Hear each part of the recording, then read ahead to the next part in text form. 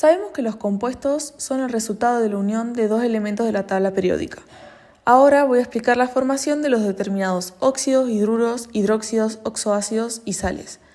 Tenemos que tener en cuenta los números de oxidación o los números de valencia que poseen cada uno de los elementos que vamos a unir. En este caso, para formar un óxido básico que se forma con metal y oxígeno, vamos a utilizar el hierro combinado con el oxígeno. En este caso, usamos la valencia más 2 del hierro y menos 2 del oxígeno. Seguido de eso, lo que hacemos es cruzar esas dos valencias, es decir, el menos 2 pasa para el hierro y el 2 positivo para el oxígeno. En este caso, podemos simplificar ambos dos y así obtenemos como resultado monóxido de hierro. Para la formación de óxidos ácidos, unimos un no metal y oxígeno. Seguimos los mismos pasos que con el óxido básico, nada más que en este caso al final nos tocó igualar el resultado, por lo que colocamos un 2 y un 4 para así obtener 4 bromos y 2 oxígenos en ambos lados. El hidruro metálico es el resultado de la unión de un metal y un hidrógeno, en este caso el hierro y el hidrógeno. Seguimos el mismo proceso intercambiando las valencias, sabemos que el hidrógeno actúa con la valencia 1 y volvemos a utilizar la valencia 2 del hierro. Cruzamos esas valencias nuevamente y nos quedaría dihidruro de hierro. Como vemos, en este caso no hace falta igualar porque la ecuación ya está igualada. El hidruro no metálico es la unión de un no metal con un hidruro. Y nuevamente lo que hacemos es seguir el mismo proceso que ya veníamos haciendo. Usamos la valencia 1 del bromo y la valencia 1 del hidrógeno. Las intercambiamos y nos queda un bromo y un hidrógeno del lado del producto, por lo que colocamos un 2 para que esté igualada. Para formar un hidróxido combinamos el óxido básico con agua, o sea H2O. En este ejemplo tenemos el monóxido de hierro con el agua. Lo primero que hacemos es colocar adelante de todo el metal, en este caso el hierro. Y luego entre paréntesis colocamos el grupo oxidrilo. La cantidad de iones oxidrilo que habrá va a depender de la valencia del metal que usamos. En este caso, como la valencia del hierro era 2, colocamos 2. Siguiendo con los oxoácidos, estos son el producto de la suma entre un óxido ácido y agua. Lo que hacemos es colocar del lado del producto los mismos elementos que están del lado del reactivo. En este caso, el hidrógeno, el bromo y el oxígeno. Y colocamos como subíndice la cantidad de elementos que hay del lado de los reactivos. En este caso tenemos 2 hidrógenos, 2 bromos y 2 oxígenos. Podemos sacar como factor común 2 y colocarlo antes del ácido, así eliminamos todos los subíndices. Para formar una sal ternaria combinamos un hidróxido con un oxoácido y como resultado, aparte de la sal, tendremos H2O.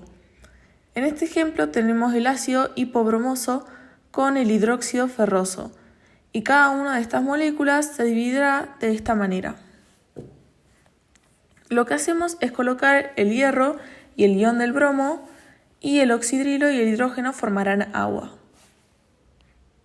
Para formar una sal binaria lo que hacemos es combinar un hidróxido y un hidruro no metálico. En este caso el hidróxido ferroso y el hidruro hipobromoso. El procedimiento es similar al de la sal ternaria ya que dividimos las moléculas separando así el hierro y el bromo por un lado y formando el H2O. Siempre hay que tener en cuenta que de ambos lados haya la misma cantidad de elementos. Siguiendo con la nomenclatura, hay distintas maneras de nombrar un compuesto. Una de ellas es la sistemática, la otra es la de stock y la otra es la tradicional. La nomenclatura sistemática consiste en nombrar en primer lugar el tipo de compuesto, es decir, un óxido, hidruro, hidróxido, etc., y acompañarlo de un prefijo que indica la cantidad de átomos. En este ejemplo tenemos un oxígeno y un hierro, por los que nos quedaría monóxido de hierro. En este otro ejemplo tenemos 2 hidruros y un hierro, por lo que nos quedaría dihidruro de hierro. En la nomenclatura de stock también nombramos el tipo de compuesto, el nombre del elemento y entre paréntesis vamos a colocar el número de oxidación del elemento que se combina con el oxígeno en números romanos.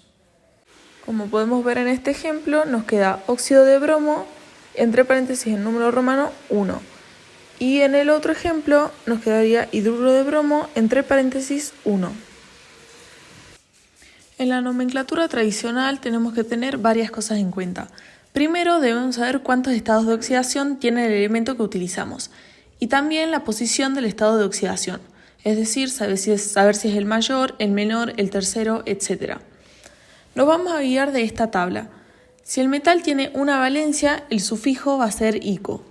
Si el metal tiene dos valencias, si usamos la valencia mayor, el sufijo va a ser ico. Y si usamos la valencia menor, el sufijo va a ser oso. Si tiene tres valencias, si usamos la mayor, el sufijo va a ser ico. Si usamos la valencia media, el sufijo va a ser oso. Y si usamos la menor, el prefijo será hipooso. Y si tiene cuatro valencias, si usamos la valencia más alta, el prefijo será perico. Si usamos la valencia alta, el sufijo será ico. Si usamos la valencia media, el sufijo será oso. Y si usamos la menor de todas, será hipooso. Como podemos ver en este ejemplo, el bromo tiene 4 estados de oxidación. En este caso yo utilicé el menor de todos, por lo que me quedaría óxido hipobromoso. Lo mismo ocurre con este otro ejemplo. Al utilizar el menor de todos los estados de oxidación, quedaría hidruro hipobromoso. En el último ejercicio se plantea que se combinan 50 gramos de ácido con un 70% de pureza con 60 gramos de base con 87% de pureza. Lo que se hace es colocar la sal y la cantidad de moles que posee, en este caso el ácido hipobromoso que tiene 2 moles, el hidróxido férrico 1 mol, el bromato ferroso 1 mol y el agua 2 moles. Hay que recordar que para que este ejercicio esté bien, la ecuación debe estar bien balanceada. Queremos determinar el reactivo límite y el reactivo en exceso, y lo que sigue será una serie de reglas de 3 simples. Para el ácido, se sabe que se combinan 50 gramos con 70% de pureza. Esto nos da 35 gramos. Luego sacamos la masa molecular de nuestro ácido, que nos da 97 gramos mol. Entonces, si sabemos que 97 gramos de ácido son 1 mol, 35 gramos de ácido serán 0,36 mol. Y eso es lo que tengo de ácido. Y para la base se combinan 60 gramos con 87% de pureza. Esto nos da 52,2 gramos de base. Realizamos el mismo proceso y sacamos la masa molecular del hidróxido, que nos da 90 gramos mol. Entonces, si 90 gramos es igual a 1 mol, 52,2 serán 0,58 mol. Y eso es lo que tengo de base. Entonces, para saber cuál es el reactivo límite y cuál es el reactivo en exceso, volvemos a hacer regla de 3 simple.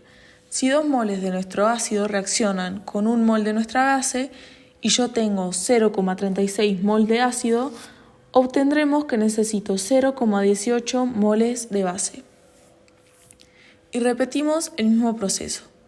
Si 2 moles de ácido reaccionan con 1 mol de base y yo tengo 0,58 mol de base, nos da como resultado que necesitamos 1,16 moles de ácido. Finalmente, para guiarme mejor, hice esta tabla. Si sé que de ácido tengo 0,36 gramos y necesito 1,16, ese sería mi reactivo límite. Y si de base sé que tengo 0,58 y necesito 0,18, ya sé que ese es mi reactivo en exceso. Y para calcular la cantidad de reactivo en exceso, resto lo que tengo con lo que necesito y me da 0,4 mol.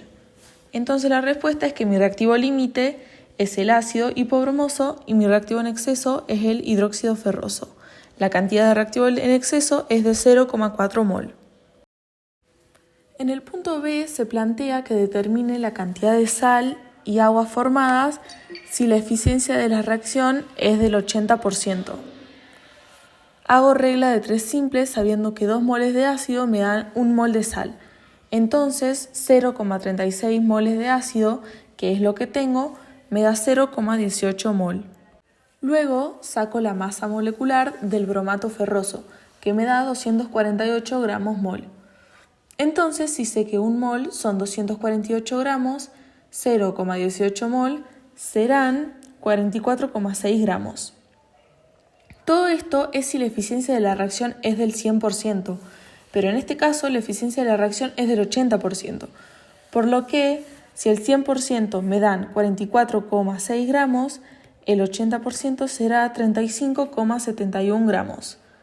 Y eso será la sal formada. Y ahora hago lo mismo para sacar el agua. Si 2 moles de ácido reaccionan con 2 moles de agua, 0,36 moles de ácido, que es lo que tengo, formarán 0,36 mol. Saco la masa molecular del agua, que me da 18 gramos mol, y entonces ya sé que 1 mol forman 18 gramos y 0,36 mol formarán 6,48 gramos. Pero eso es nuevamente si la eficiencia de mi reacción es del 100%. Pero como es del 80%, vuelvo a hacer regla de 3 simple y me da que el agua formada es 5,184 gramos.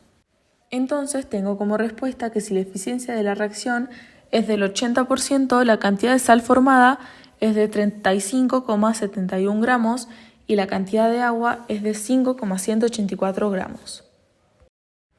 En el punto C se pide determinar la cantidad de litros de agua producidos.